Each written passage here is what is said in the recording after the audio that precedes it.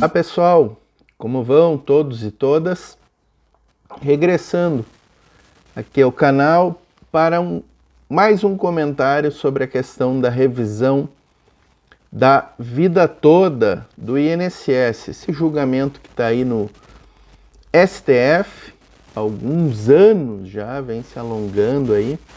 E eu quero trazer, pessoal, essa semana vou fazer 2 comentários aqui no canal, abordando 2 ministros aí que ganham um certo protagonismo e um certo destaque nesses dias em relação a essa questão do julgamento da revisão da vida toda. Hoje eu quero comentar aqui no canal sobre o ministro André Mendonça, que atualmente é o relator desse processo no STF.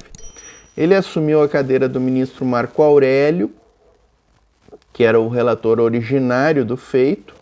O Marco Aurélio se aposentou, o André Mendonça assumiu com a cadeira do Marco Aurélio a relatoria desse processo. Eu quero tratar aqui de algumas consequências dessa condição de relator do André Mendonça. E no próximo vídeo que a gente vai publicar aí no decorrer dessa semana, eu quero analisar a ministra Rosa Weber, que assume a presidência do STF e, portanto, também vai ganhar aí um papel protagonista nesse julgamento da revisão da vida toda no STF.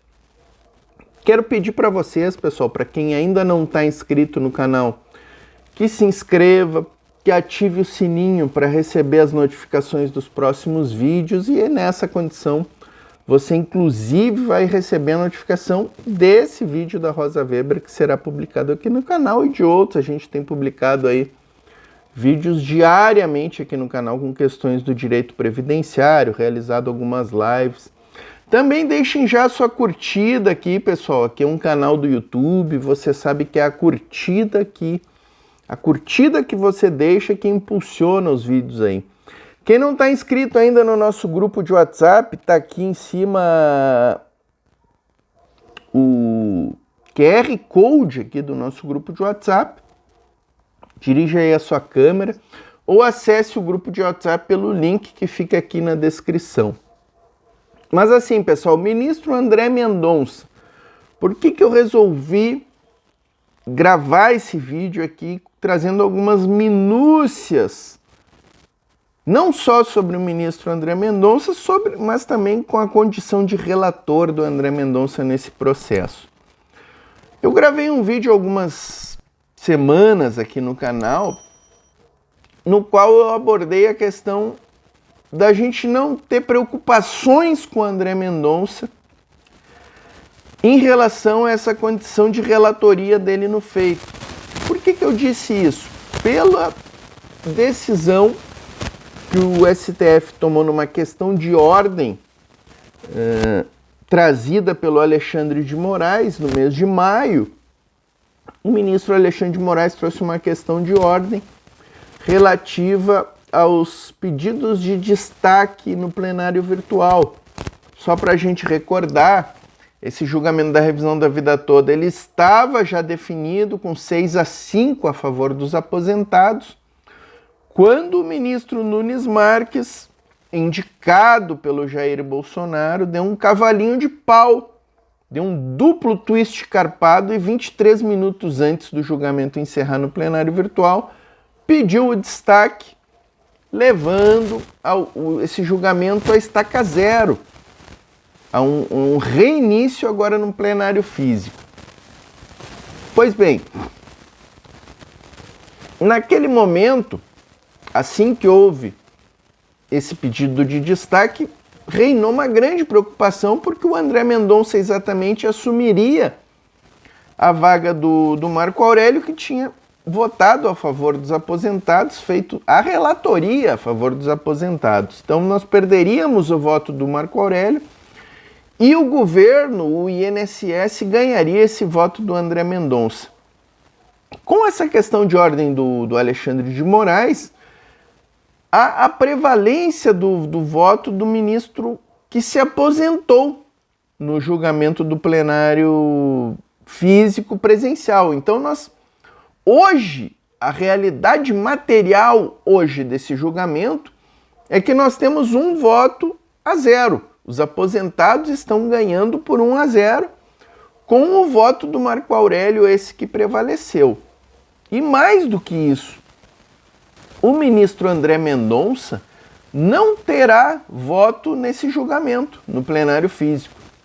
Ele não fará o seu voto, que fatalmente seria favorável ao governo. Mas o que eu quero trazer aqui, pessoal? Eu quero trazer 2 elementos aqui para conversar com vocês sobre o André Mendonça hoje. O primeiro elemento está aí no noticiário. Está no noticiário, as últimas notícias têm trazido. O André Mendonça, na última semana, pediu vistas e arquivou praticamente uma série de inquéritos que tramitam no Supremo Tribunal Federal contra o presidente Jair Bolsonaro.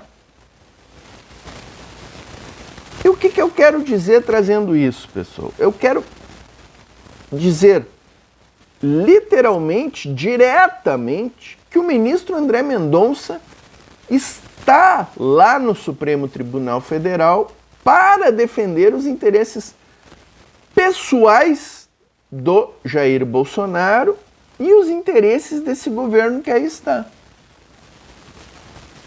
Trazendo para esse julgamento da revisão da vida toda, o André Mendonça fará de tudo para tumultuar os ritos, tumultuar os procedimentos necessários à definição desse julgamento. Essa é uma questão que, na minha ótica, está evidente, está tranquila e não é muito difícil alguém vir argumentar e dizer que não é esse o papel do André Mendonça dentro da Suprema Corte e dentro desse contexto do julgamento da revisão da vida toda. A segunda questão que eu quero trazer, o segundo elemento, está diretamente atrelada a essa questão da relatoria do André Mendonça. Porque a gente precisa esclarecer um ponto aqui, pessoal. Quem inclui um processo na pauta do Supremo Tribunal Federal, no plenário especialmente, é o presidente do Supremo Tribunal Federal. Agora, a ministra Rosa Weber, antes o ministro Luiz Fux. Então, é a Rosa Weber que fará a inclusão desse processo da revisão da vida toda na pauta. Mas, e sempre há um mas, para que a Rosa Weber possa incluir a revisão da vida toda na pauta, ela precisa de um ato fundamental. A inclusão na pauta de um processo é um ato complexo. Ou seja, ela depende de vários atos. E o primeiro ato, que antecede ao ato do presidente incluir o processo em pauta, é a liberação pelo relator do processo para que o presidente possa incluir na pauta. Entenderam, pessoal? Compreenderam? Como é que funciona? O relator examina o processo, elabora o seu voto e encaminha esse processo para a presidência da Corte, do Supremo Tribunal Federal, no caso. Então, sem que o relator encaminhe o processo à presidência, a presidência não pode incluí-lo na pauta. Essa é a grande questão atualmente que nós estamos enfrentando. E aqui, uma questão bem com algumas complexidades. Porque o ministro André Mendonça, como não fará voto, o voto é o do Marco Aurélio, que prevalece segundo a questão de ordem que o Alexandre de Moraes liderou e que acabou aprovada por 8-1. Só o André Mendonça restou vencido naquela questão da prevalência do voto do relator, aposentado. Como o André Mendonça não fará um voto, ele já deveria ter liberado. Me entendem? O André Mendonça, ele já deveria ter liberado esse feito para a presidência, já deveria ter encaminhado o processo da revisão da vida toda para a presidência do STF. E aí é bom a gente dizer que na pauta futura desse mês de agosto não está incluída na pauta, o mês de setembro não está incluída na pauta e não estará também no mês de outubro e novembro. E não por culpa da Rosa Weber, mas sim porque o André Mendonça não libera o processo para a presidência.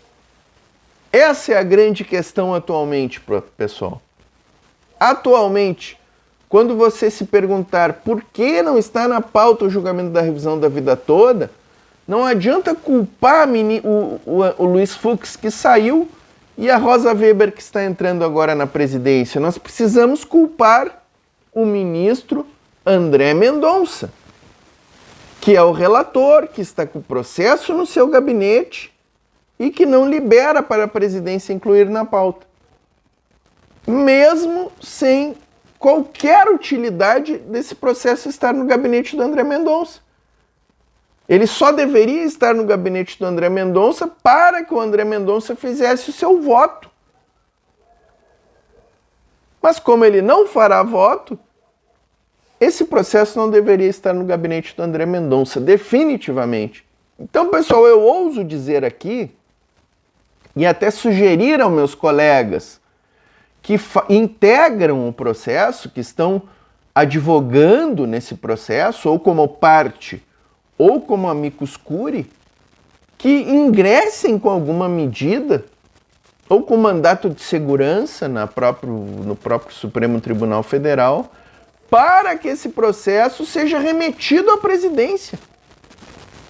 Esse processo não pode ficar no gabinete do André Mendonça, porque simplesmente não há nenhum ato a ser praticado no gabinete do ministro André Mendonça. Compreenderam, pessoal?